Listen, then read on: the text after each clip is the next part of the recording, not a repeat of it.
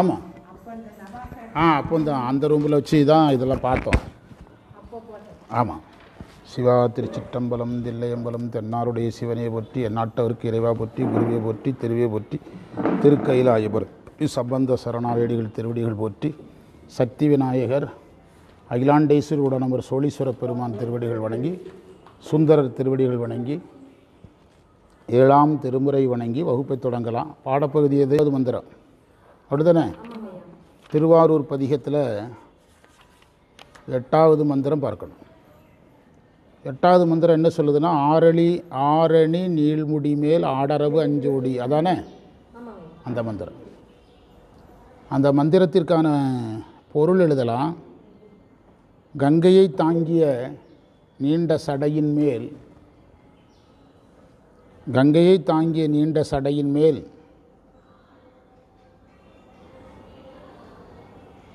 படமெடுத்து ஆடுகின்ற பாம்பை சூடுகின்றவன்,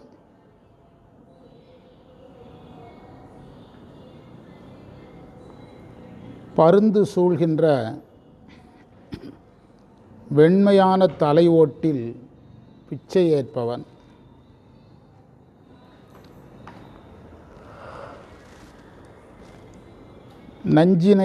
நஞ்சுடைய பாம்பை அணிபவன்,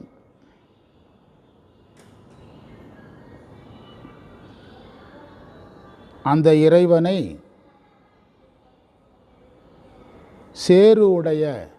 சேறுகள் நிறைந்த வயல், அதான் சேறு உடைய. என்ன எழுதுனீங்க?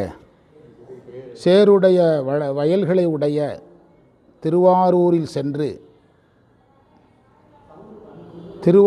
சென்று இறைவனை அடைவது எந்த நாள்?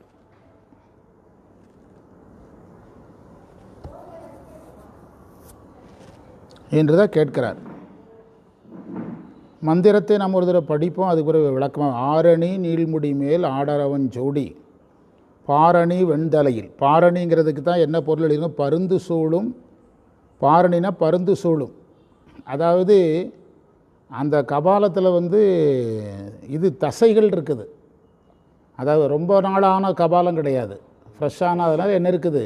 தசைகள் இருக்குது. அதான் பாரணி வெண்தலையில் பிச்சைகொள் நச்சரவன் சேரு அணி தன்கடனை தென் திருவாரூர் புக்கு ஏரணி எம்மிரையை என்றுகொள் எய்துவதே என்று திருவாரூர் பதிகம். இந்த பதிகத்தை நாம் தொடங்கி ரொம்ப நாள் ஆகிட்டு, மாதக்கணக்காக ஓடிட்டுருக்குது. அந்தியும் நண்பகலும் 5 பதம் சொல்லி ஆரம்பி வேறு பதிகம்லாம் தொடங்குன ஞாபகம் இருக்குது எனக்கு, இல்லையா? இதை முடித்து வேறு பதிகம் தொடங்குன ஞாபகம் இருக்குது. ஒரு மந்திரம் மட்டுமே தனியாக எடுத்தனப்பா, ரொம்ப நேரம். ஒரே ஒரு மந்திரத்தை மட்டும் ரொம்ப நேரம் எடுத்தனே, எனக்கு ஞாபகம் இருக்குதா? நல்லா இந்த பதிகம் முடித்த ஞாபகம் இருக்குது எனக்கு. பார்த்துக்கிடுங்க, இதான் போயிட்டுருக்குதா? ஏதோ ஒரு பதிகத்தை தொடங்கி ஒரு பதிகத்தை மட்டும் ரொம்ப நேரம் பேசினது. திருவாசகம் பேசுனது அப்படி தெரியுதோ? திருவாசகம் பேசுனது அப்படி தெரியுதோ? சரி, ஓகே, எழுதிடுங்க.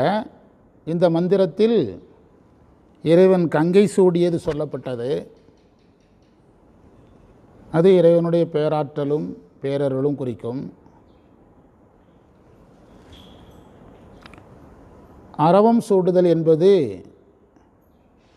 குண்டலினி சக்தியையும் சுத்தமாயா சக்தியையும் குறிக்கும். ரெண்டும் ஒன்று தான், ஒரே மீனிங் தான். குண்டலினி சக்தியும் சுத்தமாயா சக்தியையும் குறிக்கும்.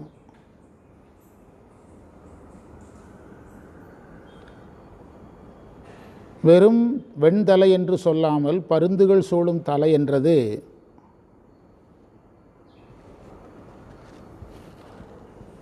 அந்த கபாலம் பழையது அல்ல, புதியது என்பதை காட்டுவதற்காக. புதியது என்பதை காட்டுவதற்காக. யாசகம் பெறுதல், பிச்சை கொள்ளுதல் என்ற குறிப்பு நமக்கு தெரியும். இறைவன் எதை ஏற்றுக்கொள்ளுதல்? மும்மலங்களை ஏற்றுக்கொள்ளுதல்.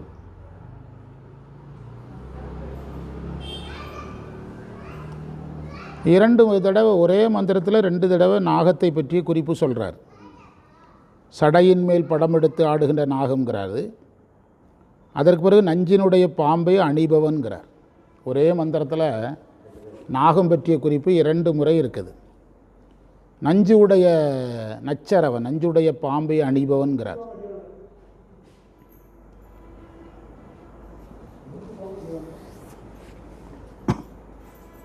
சேறுகள் நிறைந்த வயலுடைய திருவாரூர் என்பது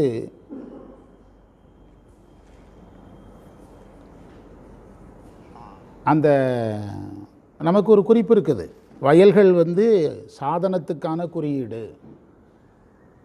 அதையும் நம்ம நிறைய பிரமாணங்கள் திருவாசகத்திலாம் சொல்லிகிட்டு இருந்தோம். எந்த பிரமாணம்லாம் சொன்னோம்னா, அர்ச்சனை வயலுள் அன்பு வித்திட்டு, பிறகு தொண்ட உழவர், அது 2வது பிரமாணமாக சொன்னோம். அதற்கு பிறகு அப்பர் சுவாமிகளுடைய பொய்மையாம் களையை வாங்கி பொறையனும் நீரை பாய்ச்சிங்கிற தேவாரத்தை பிரமாணமாக சொன்னோம். பிறகு வழுதலை வித்திட பாகல் முளைத்தது, அது விவசாயத்தை வைத்து இந்த சாதனத்தை சொல்லுவது சைவத்தில் மரபுன்னு சொன்னோம். இன்றைக்கு இருபாய் இருபத்து படிச்சுக்கிட்டு இருந்தேன் நான். இருபாய் இருபத்தில் திருவண்ணைநல்லூர் மெய்கண்டன் வர்ற இடத்துல, அந்த இடத்துல ஞான வயலில் ஞானத்தை விளைவிப்பர்னு குறிப்பு கொடுத்துருக்காங்க. திருவண்ணைநல்லூர்னு சொன்னதுக்கே, திருவண்ணைநல்லூர் மெய்கண்டன் சொன்னதுக்கு அது ஞான வயல், அங்கு எதை விளைவிக்கிறாரு? ஞானத்தை விளைவிக்கின்றவர்னு சொல்கிறாங்க. இதில் நாம் சொல்லிகிட்டு இருக்கிற இந்த குறிப்பெல்லாம் அதில் இருக்குது. ஞான வயல், அதில் ஞானத்தை விளைவித்தார் அந்த தலத்தில். அதனால தான் எந்த தலம் சொல்லப்படுகிறது? திருவண்ணைநல்லூர்னு சொல்கிறாரு. அதனால தான் ஞானசம்பந்தரே தன்னுடைய தேவாரத்தில் தன்னுடைய ஊரையே சொல்லுவார். சீகாழியை சொல்கிறதுக்கு அதான் காரணம். இது யாருடைய தலம்? ஆச்சாரியனுடைய தலம். அது ஞானத்தை விளைவிக்கிற தலம் என்று நாம் புரிந்து கொள்ளணும். நாம் புரிந்து கொள்ள வேண்டும் என்பதற்காக அந்த திருவாரூரை தென் என்பதற்கு அழகுன்னு அர்த்தம். தெற்கே இருப்பதல்ல, ஏன்னா அது வடக்க தான் இருக்குது. தென் திருவாரூர், அழகான திருவாரூர் புக்கு. இறைவனை நான் அடைவது என்று கேட்கிறார். சுந்தரர் ஏற்கனவே இறைவனை அடைந்தவர். தடுத்தாட்கொள்ளப்படும் போதே யாரை நேரில் பார்த்தவர்? இறைவனை நேரில் பார்த்தவர். இறைவனால் கரம் பிடிக்கப்பட்டவர். இறைவனே கையை பிடிக்கிறார்ல, பிடிக்கப்பட்டவர். இறைவனோடு பேசியவர். ஆனால் அப்படிப்பட்டவர் இந்த திருவாரூருக்கு நான் என்னைக்கு போவேன்னு ஏங்குகிறார். அது நம்ம ஏற்கனவே இதில் பேசியிருக்கிறோம். இது என்ன சொல்ல வருகிறதுனா, 12ஆம் நூற்பாவை தான். 12ஆம் நூற்பாவை தான் சொல்ல வர்றார். குரு லிங்க சங்கமம் தான் இதில் குறிப்பு. வேறு எந்த குறிப்பும் இதில் காட்ட முடியாது. ஏனென்றால் சுந்தரர் திருவாரூர் போவது அவருக்கு சாதனம் அல்ல. திருவாரூர் போய் தான் அவர் இன்னும் எதையும் அடையணுங்கிறதுலாம் அவருக்கு கிடையாது. அதுதான் நம்ம முதல்ல சொல்லிட்டோம். யாரையோ நேருக்கு நேராக பார்த்துட்டாரு. இறைவனே நேருக்கு நேராக பார்த்து, இறைவன்கிட்டே நேருக்கு நேராக பேசி 2 பேரும் நடந்தே போயிருக்காங்க. அந்த மணப்பெண் ஊர்லேருந்து எந்த ஊர் வரைக்கும்? திருவண்ணைநல்லூர் வரைக்கும் 2 பேரும் நடந்தே போயிருக்காங்க. இறைவன் தெரிஞ்ச பிறகு அவர் யோசித்திருப்பார், நம்ம கூட சாமி நடந்து வந்திருக்கிறாருன்னு. இன்னும் சொல்ல போனால் சாமி கூட அதிக தூரம் நடந்தது யார் தான்? சுந்தரர் தான். வேறு குறிப்பே நமக்கு எங்கேயுமே கிடையாது. இவ்வளோ தூரம் இறைவன் நடந்த குறிப்பு கிடையாது. அப்படிப்பட்டவர் இந்த தலத்தை நான் அடைவது என்றோ என்று கேட்பதற்கு முதல் காரணம் இது குருலிங்க சங்கமத்தை சொல்லுகிறது. 12ஆம் நூற்பாவை. செம்மலர் நோந்தாள் சேரலோட்டா அம்மலங்களியே அன்பருடுமறியும் ஆலரணையும் அழிந்தவர்களிடமும் ஆலயம் தானும் அரணத்தொடுமே. இந்த நூற்பாக்களை நம்ம சொல்லிக்கிட்டே இருக்கணும். சொல்ல சொல்ல அதை நம்ம சொல்கிற வேகம் அதிகமாகும். தூத்துக்குடியில் அதுதான் உங்களுக்கு வியப்பாக இருந்தது. பக்கத்தில் சந்தனமையை என் காது கேட்க சொல்லிகிட்டே இருக்கார். நான் சொல்ல அவரும் சொல்கிறார், அவனே தானே ஐயா நெறி ஏகனாகி இறைவன் இருக்க மலமாய் இதனோட வல்வினை இன்றே நான் அவரும் சொல்கிறார். அது நம்ம சித்தாந்தத்தை என்ன செய்துட்டு இருக்கணும்? சினிமா ரசிகருக்கு சினிமா பாட்டு மாதிரி நமக்கு இது தரவாகணும். அது மந்திரத்தை பயந்துக்கிட்டு தயக்கத்தோடலாம் என்ன செய்யக்கூடாது? சொல்லக்கூடாது. அதுக்கு வழி என்னென்னா, தேவருக்கோ இல்லையோ டெய்லி என்ன செய்துக்கிட்டே இருக்கணும்? சொல்லிக்கிட்டே இருக்கணும். சொன்னால் தான் வரும். அப்போ நம்ம சொல்லிட்டு தான் வகுப்பே தொடங்குவோம் ஏரிப்பாளையத்தில். சொல்லுவோம், திருக்கூட்டம் சொல்லுவோம், திருத்தொண்ட தொகை பாட சொல்லுவோம். அப்படி பழகணும். அதனுடைய நன்மை என்னென்னா, நம்ம ஒரு சிவனடியாராக இதை படிக்கலை. முடிஞ்ச அளவுக்கு நம்மளால் முடிஞ்ச அளவுக்கு பிரச்சாரம் பண்ணுறவங்களாக இருக்கிறோம். அப்போ இதெல்லாம் நமக்கு எதில் பயன்படும்? அந்த பிரச்சாரத்தில் கை கொடுக்கும். நம்முடைய தூத்துக்குடி சொற்பொழிவு 1 மணி நேரம் சொற்பொழிவு அப்படி லைவாக மின்சாரம் மாதிரி போச்சுதுன்னா அதுக்கு காரணம் வகுப்பு தான்.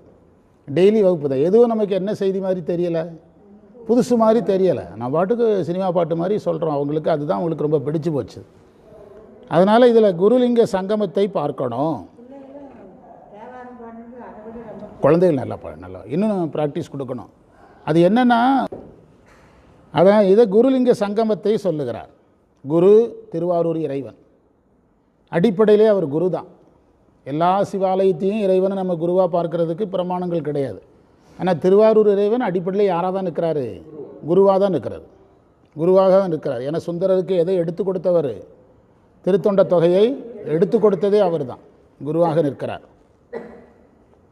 பிறகு சிதம்பரம் நடராஜரையும் திருவாரூர் இறைவனையும் சேர்த்து பார்க்கறது சைவ மரபு. ரெண்டையுமே அந்த அப்பரே கேட்குறாரு, இதில் எந்த ஆலயம் முந்தியதுங்கிறதே அவர் கேட்குறாரு. நீங்கள் எங்கே முதல்ல வந்தீங்கன்னு கேட்குறாரு. திருநாவுக்கரசர் ஒரு பதிகத்தில் சிதம்பரத்துக்கு வந்த பிறகு திருவாரூருக்கு வந்தீங்களா, திருவாரூருக்கு வந்த பிறகு சிதம்பரத்துக்கு வந்தீங்களா ஒரு பதியமே பாடுறார் அப்பர் சுவாமிகள். முன்னோ பின்னோ, முன்னோ பின்னோ, எப்போ எந்த ஊருக்கு முதல்ல வந்தீங்கன்னு கேட்குறாரு. அப்போ ரெண்டு தலைமை எவ்வளோ பழசுன்னு பாருங்கள். அதனால தான் இவர் வந்து திருவாரூரை எடுத்து சொன்னார். மேலும் திருவாரூரை இவர் திரும்ப திரும்ப இவ்வாறு சொன்னதற்கு காரணம், சேக்கிழார் வந்து சைவத்தின் மிக முக்கிய தலங்களாக வகுத்ததில் எதுவும் இருக்குது, திருவாரூர் இருக்கிறது. ஆமாம், இன்னொரு முக்கிய காரணம், இது வந்து எந்த நடனத்திற்குரிய தலம்? அஜபா நடனத்திற்குரிய தலம். சுந்தருடைய மார்க்கம் எது? யோக மார்க்கம். பஞ்சபூத தலங்களில் இது முதல் தலம். என்ன தலம்? நிலத்துக்குரியது. ஏன் இதை திரும்ப திரும்ப சொல்கிறாருன்னா, நிலத்துக்கு உடைய தலத்துக்கு போனான்னா நீருக்குறதுக்கு போவான், நீருக்குரியதுக்கு போனால் நெருப்புக்குரியது போவான். தொடங்க எப்போவுமே நம்ம நாயன்மார்கள், நம்ம ஞானிகள் முதல் இதுக்கு ரொம்ப முக்கியத்துவம் கொடுப்பாங்க. ஏன் புண்ணியம் செய்வாருக்கு பூ உண்டு நீர் உண்டுனாருன்னா, இந்த பூவையும் தண்ணியும் எடுத்து பழகிட்டானா எல்லாம் செய்திருவாங்கிறதுனால தான் இதை சொன்னது. அதனால தான் இந்த மண்ணிற்குரிய தலம். இப்படி நம்ம அதை சொல்ல ஆரம்பித்தாலே அதே ஒரு வகுப்பு போயிடும். நீங்கள் அதை ஞாபகத்தில் எடுத்துக்கிடணும். எடுத்துக்கொண்டு தலத்து இறைவன் குரு, தலத்து இறைவனே லிங்கம், சுந்தரர் நமக்கு குரு. அங்கே வருகின்ற அடியார்களெல்லாம் யார்? சங்கமம். திருவாரூரில் சங்கமம் ஏதுன்னு கேட்டக்கூடாது. அதுவே எதற்குரிய தலம்? தேவாசிரிய மண்டபத்திற்குரிய தலம்ங்க. பெரிய புராணத்தில் தேவாசிரிய இந்த திருக்கூட்டச்சிறப்பு 11 மந்திரம் பாடப்படுவது எதை வைத்து தான் பாடப்படுகிறது? திருவாரூரை வச்சு தான் பாடப்பட்டிருக்குது. தேவாசிரிய மண்டபத்திற்குரிய தலம்.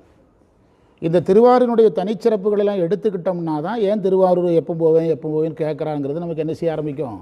புரிய ஆரம்பிக்கும். இதெல்லாம் மிக முக்கிய காரணங்களாக வரும். சாதாரண ஒரு காரணம், இவங்களை எங்கேயாவது போக வைக்கணும். முதல்ல இவனை எங்கே கிளப்பணும்? முதல்ல கோயிலுக்கு கிளப்பணும். நமக்கு எங்கே போக தூண்டுறாரு? கோயிலுக்கு செல்வதற்கு தூண்டுகிறார். அதே தான், கோயிலுக்கு போக தூண்டுறது தான் அந்த பதிகம்.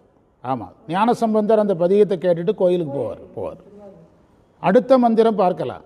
அதில் அடுத்த மந்திரத்துக்கு போகிறோம். 9வது மந்திரத்திற்கான பொழிப்புரை எழுத போகிறோம். மண்ணுலகை உண்டு உமிழ்ந்தவர் திருமால்.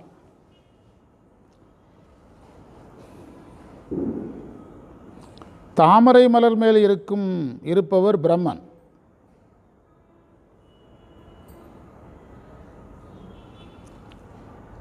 அவர்கள் அணுகுவதற்கு அரியவன் இறைவன்.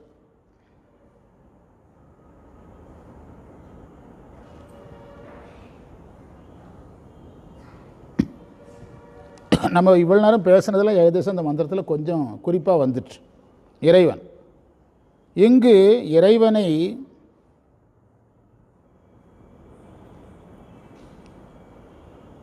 அம்மையோடு மறவாமல் நினைப்பதற்கும் பார்த்திங்களா காரணம் இப்போ தான் சொல்கிறார்.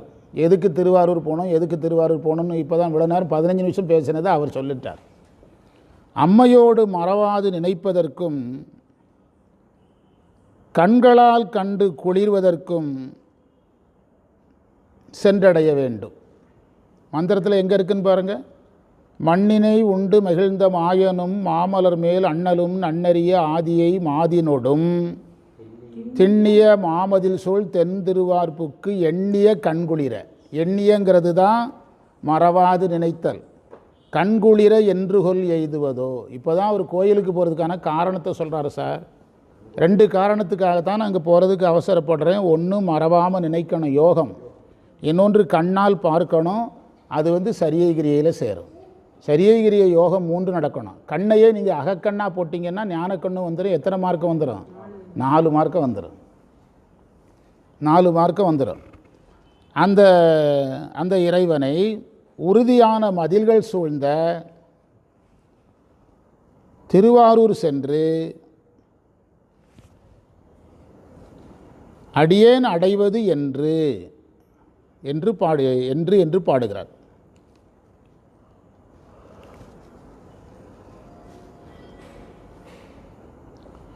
தலம் நீர்த்தலம்ங்கிறதுக்கு ஒரு குறிப்பு பாருங்க. நீர் என்ற தலத்திற்கு, நீர் என்ற பூதத்திற்கு தலைவன் திருமால்.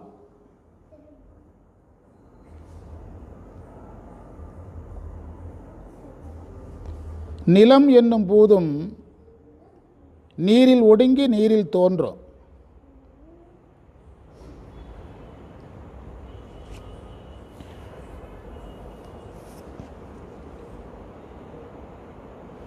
அதனால் ரெண்டு பேரையும் சொல்கிறார். யாரையும்? அயனையும் ஆளையும் சொல்கிறார். மண்ணினை உண்டு உமிழ்ந்தவன், மண்ணினை உண்டு உமிழ்ந்தவன் என்ற இரண்டு குறிப்பையும் வச்சிருக்கிறார். ஒரு வகையில் நிலத்திற்கான குறிப்பு என்ன செஞ்சுருக்குது, அதில் வந்திருக்குது. பூதம் என்ற நீர் என்னும் பூதம், நிலம் என்ற பூதம் நீரில் ஒடுங்கி எதில் தான் தோன்றும்? நீரில் தான் தோன்றும். அதனால் இந்த இரண்டு பேரையும் பற்றி சொல்கிறாருங்கிறார்.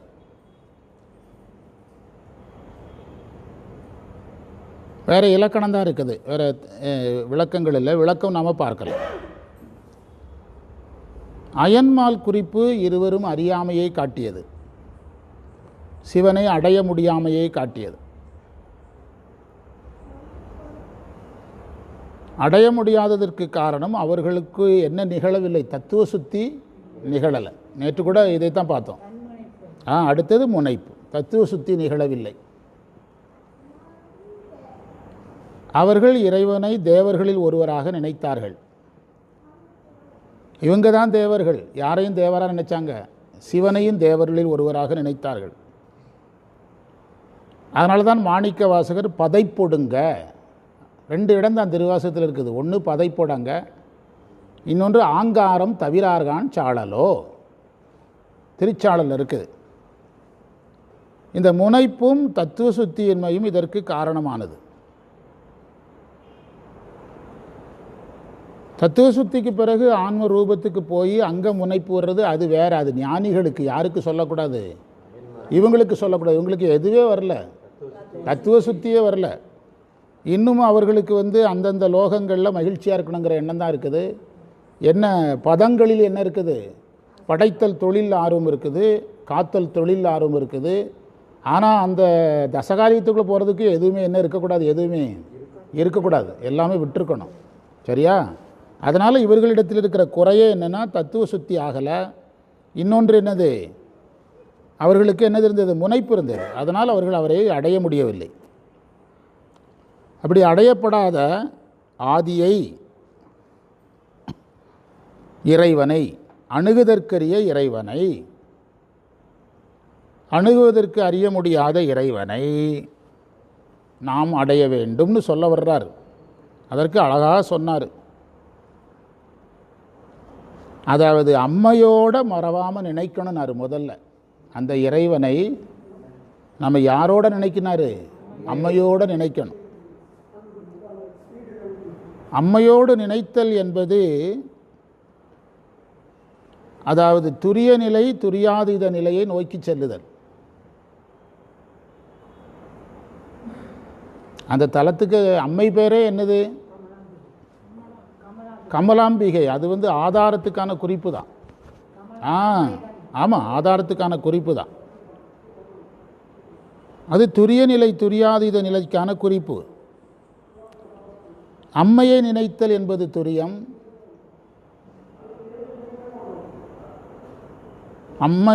அம்மையினுடைய அருளால் சிவனை நினைத்தல் என்பது துரியாதீதம். திருவருட்பயன் வரி ஒன்று நமக்கு இருக்குதுல்ல, வா சி அருளி எவ்வை வாழ்விக்கும். அதுதான் அம்மையை நினைக்கிறோம். வகரமாகிய அம்மை, சிகரமாகிய சிவனை, யகரமாகிய உயிருக்கு அருளி, யகரமாகிய உயிரை வாழ வைக்கும். வாசி அருளி எவ்வை வாழ்விக்குங்கிற குறிப்பு தான் இங்கே வருகிறது. மறவாது நினைக்குமாறுனார். மறவாது நினைத்தல். நினைத்தல் வேற சார், மறவாது நினைத்தல் வேறு. ஒரு சிவபக்தன் நினைப்பவனாக இருப்பான், ஆனால் மறவாது நினைக்கிறவனா எல்லாராலையும் முடியாது. அதனால தான் 12ஆம் நூற்பாவில் ஒரு அடைமொழியோடு சொன்னார், காணும் கண்ணுக்கு காட்டும் உளம்போல் காண உள்ளத்தை கண்டு காட்டிலின் அயரா. அயரா என்பதற்கு என்ன பொருள்? மறவா. 11ஆம் நூற்பாவில் இருக்கிற விஷயம் எங்கே இருக்குது சார்? நீங்கள் உங்களை யார் சார் துரியாதீதத்துக்கு போச்சோன்னான்னு கேட்கக்கூடாது. 11ஆம் நூற்பாவில் இருக்கிறது எங்கே இருக்குது? இந்த தேவாரத்துக்குள்ளே இருக்குது. இந்த தேவாரத்துக்குள்ளே இருக்குது. மறவாமல் நினைத்தல். நினைத்தல் வேறு, மறவாமல் நினைத்தல் வேறு.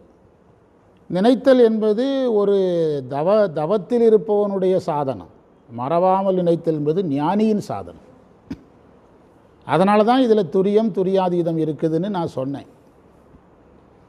அந்த அயரா என்ற சொல்லு 12ஆம் நூற்பாவில் இருக்கக்கூடிய அயரா என்பதற்கு மறவாமை என்று பொருள். மறவாமை என்று பொருள். அதனால் இந்த தேவாரமே தானே போய் 11ஆம் நூற்பாவில் உட்கார்ந்துக்கிடுது. நம்ம போய் உட்கார வைக்க வேண்டியதில்லை, அதுவே போய் உட்கார்ந்துக்கிடுது. எனவே அம்மையோடு என்று சொன்னதை அருள் நிலையாக வைத்து கொள்ளணும். சிவனோடு என்று சொன்னதை ஆனந்த நிலை என்று சொல்லக்கூடிய துரியாதீத நிலையாக வைத்துக்கொண்டு பார்க்கணும். அம்மையோடு என்று சொன்னதை நீங்கள் ஏகனாகினும் பார்க்கலாம். ஏன்னா தியானம் சொல்லப்பட்டிருக்கிறது. அவனே தானே ஆகி அன்னறி ஏகனாகி இறைவனி நிற்றல் என்றும் நீங்கள் சொல்லிக்கொள்ளலாம். என்ன வேணாலும் சொல்லலாம். சித்தாந்தத்துக்குள்ளே போனீங்கன்னா என்ன வேணாலும் சொல்லலாமுங்க. ஏன்னா நம்ம அதை விட்டு கேட்டை விட்டு வெளியே போக மாட்டோம். சித்தாந்த பிரமாணம் இல்லாமல் நீங்கள் பேசுனீங்கன்னா எங்கேயா போய் என்ன செய்ய முட்டிக்கிடும், எங்கேயாவது போய் முட்டிக்கிடும். இலக்கணத்தை வச்சுட்டு பயணிச்சிங்கன்னா நீங்கள் எவ்வளோ நேரம் வேணாலும் பயணிக்கலாம். சரியா? எனவே இதனை துரியம் எனலாம், துரியாதீதம் எனலாம், ஆன்மசுத்தி எனலாம். அந்த கண்குளிரன்னு சொன்னதுனால எதுவும் சொல்லலாம். ஆன்ம லாபமும் சொல்லலாம். கண்குளிர என்று சொன்னதுனால புறக்கண்ணை தான் சொல்லணும்னு கட்டாயம் கிடையாது. அகக்கண்ணையும் சொல்லலாம். அகக்கண் குளிர்தல் என்பது அகக்கண்ணுக்கு அந்த அருள் கைகூடுதல், அகக்கண் பேரின்பத்தை அந்த ஊனக்கண் பாசம்லாம் சொல்கிறோம்ல. அப்படியே ஒரு 8ஆம் நூற்பாவிலேருந்து 12ஆம் நூற்பா வரைக்கும் திரும்ப சொல்லிகிட்டு இருந்தால் போதும் சார். இவ்வளோதான் சார் சைவம். அதை நீங்கள் திரும்ப சொல்லணும். அதுக்கு தைரியம் வராது யாருக்கும். திரும்ப ஒரே வகையான டெய்லி இட்லி அவிச்சு போட்டு சாப்பிட வைக்கிறதுக்கு ஒரு திறமை வேணும். அது முடியாது எல்லாராலையும். புரியுதா உங்களுக்கு? இப்போ நீங்கள் நிறைய பேர் சொற்பொழிவாளர் நிறைய பேர் வாரானல்ல, ஃபேமஸ் ஆனவன்னு சொல்கிறானல்ல. மாரியம்மன் கோயிலில் ஒரு வெள்ளிக்கிழமை பேச வைங்க. முதல் வெள்ளிக்கிழமை அவனுக்காக ஒரு 300 பேர் வருவான். அடுத்த வெள்ளிக்கிழமை பிறகு கடைசியில் நம்மளை மாதிரி தான் நம்ம ஸ்டேஜுக்கு அதுதான் நம்ம எப்போவே வந்துட்டோம். தொடங்கும் போதே அப்படி தொடங்குகிறோம். என்ன காரணம்னா அவர்கள் ஒரே விஷயத்தை பல இடங்களில் பேசுகிறார்கள். நாம் பல விஷயத்தை, அதுதான் வெற்றிக்கும் தோல்விக்கான வித்தியாசம். அவர்கள் ஒரே விஷயத்தை பட்டிமன்றத்துக்கு நாம் போகும்போது சொல்லுவாங்க, ஒன்றும் படிக்க வேண்டியது தம்பி, ஒரு 3 தலைப்பு ரெடியானால் ஊர் மாறிடுது, ஆடியன்ஸ் மாறிடுது, சொல்லிக்கிட்டே இரு. நான் புதுசாக சொல்லுவேன். புதுசாக சொல்லாத அது ரீச் ஆகுதா இல்லையான்னு கண்டுபிடிக்க முடியாது. பழசையே அடிச்சு விட அப்படிம்பாங்க. ஆமாம், அதை எது ரீச் ஆகுதோ அதை தட்டிட்டு போயிட்டே இரு அப்படின்னு சொல்லுவாங்க. ஆனால் நம்ம ஊருக்கு அப்படி கிடையாதுங்க. ஒவ்வொரு நாளும் இப்போ நம்ம புதுசாக உரையில் இல்லாத பேசுகிறதுனால தான் நம்ம தூத்துக்குடியில் ஜெயித்தோம். நம்ம சொன்னது இட்லி துணி தான், ஆனால் கான்செப்ட் மிகப்பெரிய விஷயம்.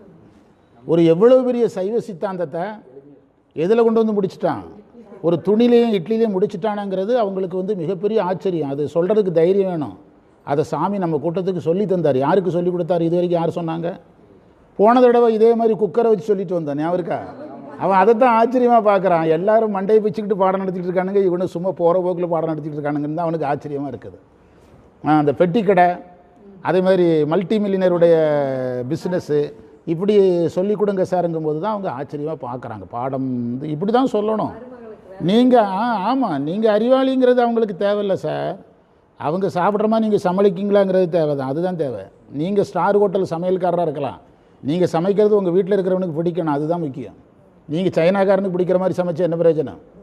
புரியுதா? அதைத்தான் இதில் சொன்னார். என்ன சொன்னார்? அந்த இதில் என்னெல்லாம் எடுத்துக்கலாம், துரியம் எடுக்கலாம், துரியாதம் எடுக்கலாம், 10ஆம் நூற்பா எடுக்கலாம், 11ஆம் நூற்பா எடுக்கலாம், ஆன்ம சுத்தி எடுக்கலாம், ஆன்ம லாபம் எடுக்கலாம், எல்லாமே எடுக்கலாம். அற்புதமான மந்திரம். என்ன அழகாக சொன்னார், தென் திருவாரூர் புக்கு எண்ணிய கண்குளிர. என்ன அழகான வார்த்தை. அந்த எண்ணிய கண்குளிர என்பதை மறவாது நினைக்குமாறும், இன்னும் சொல்ல போனால் எண்ணியங்கிறதுக்கு 5 எழுத்து கூட சொல்லலாம், 5 எழுத்தும் சொல்லலாம். புரியுதா? விதி எண்ணும் 5 எழுத்து, 5 எழுத்தும் சொல்லலாம். அப்படி எப்படி சார் இதில் வந்து சித்தாந்தம் மேட்ச் ஆகுன்னு கேட்கக்கூடாது. சித்தாந்தத்தில் இருக்கிறதா ஆகமந்தான், திருமுறையில் இருக்கிறதா ஆகமந்தான். சித்தாந்தத்தில் இருக்கிறதா ஆகமந்தான், இங்கே இருக்கிறதா ஆகமம். யாரும் எதுக்கு வெளியே போக முடியாது. சுந்தரராக இருந்தாலும் மாணிக்கவாசகராக இருந்தாலும் எதுக்கு வெளியே போக முடியாது, ஆகமத்துக்கு வெளியே போக முடியாது. சித்தாந்த ஆசிரியர்களும் எதற்கு வெளியே போக முடியாது, ஆகமத்துக்கு வெளியே போக முடியாது. அதனால் தைரியமாக எடுக்கலாம். எல்லாமே சொல்லலாம். எண்ணிய கண்குளிர என்றுகொல் எய்துவதே அடைவது என்று வினவுகிறார் என்று இந்த தேவார பகுதியை நாம் நிறைவு செய்து, நிறைவு பதிகத்தை நம்ம அடுத்த வகுப்பில் பார்க்கணும். மின்னெடும் செஞ்சடையான் மேவிய ஆரூரை நன்னெடும் காதன்மையால். பார்த்தீங்களா, காதல் வந்துட்டு. ஞானம் ஈசன்பால் அவரை நான் பாடும்போது எதில் தான் பாடணுங்கிறாரு, நான் எதில் தான் காதலில் தான் பாடணுங்கிறார். நான் தான் உங்ககிட்ட சொல்கிறேன்னே, நம்ம வகுப்பில் பேசப்பட்ட ஒரு எழுத்தை கூட நான் என்ன செய்ததில்லை, வாபஸ் பெற்றதில்லை. அவர் பாருங்க, காதன்மையால் பாடணும், ஞானம் ஈசன்பால். அப்போ நம்ம சொல்ல எல்லாம் வந்தே ஆகணும், எல்லா நூற்பாவும் வந்தாகணும், துரியம் துரியா எல்லாம் வந்தாகணும். காதன்மையால் நாவலர்கோன் ஊரன் பன்னெடும் சொன்மலர் கொண்டு பல நெடிய அரிய பொருள். அதனால தான் இந்த பதிகம் நமக்கு ரொம்ப நாள் எழுத்துட்டு. பன்னெடும் சொன்மலர் கொண்டிட்டு 10ம் வல்லார் பொன்னுடை விண்ணுலகம் நண்ணுவர் புண்ணியரே. அதாவது விண்ணுலகம் என்பதை நாம் சிவ உலகம் என்று எடுத்துக்கொள்ளணும். அடைவார்கள். அவர்கள் யாராக இருப்பார்கள், சிவபுண்ணியத்தை ஈட்டியதனால சிவபுண்ணியத்திற்குரிய உலகத்தை என்ன செய்வார்கள், அடைவார்கள் என்று அடுத்த வகுப்பில் நம்ம அதை விரிவாக பார்க்க போகிறோம். ஏன்னா அந்த மந்திரத்தை வச்சு தான் அதுக்கு அடுத்த பதிகத்துக்குள்ளே போகணும். தொண்டர் அடித்தொழும் சோதி இளம்புரைங்கிற பதிகத்துக்குள்ளே போக போகிறோம். தேவார பகுதியை நாம் நிறைவு செய்கிறோம். சிவாய நம. திருக்கான பேருக்கு போகிறோம். அடுத்தது காளையார் கோயில். ஆமாம்.